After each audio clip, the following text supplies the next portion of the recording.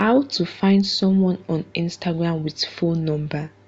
Hello guys, welcome to today's Instagram tutorial. In this video, I'll show you steps on how you can find someone on Instagram with their phone number. Maybe you have the contact of a person and you want to use this contact to get their Instagram account.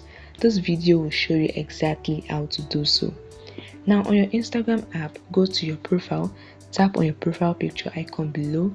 In your profile page, tap on the menu icon, which is the three horizontal line above, then select settings and privacy. In the settings page, tap on account center, which is the first option in the page.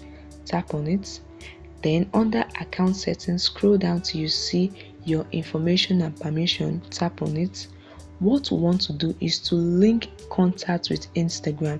So open the upload contact option, tap on it, and in the next page, toggle on the switch in front of connect contact. Toggle on the switch. We want to connect your contact with Instagram. As you can see, it says contact connected. So you have connected your contact with Instagram. Now the next thing to do is to exit Instagram and go to your phone settings. Tap on settings, then tap on app management, then tap on permission manager and scroll till you see contacts. Tap on it.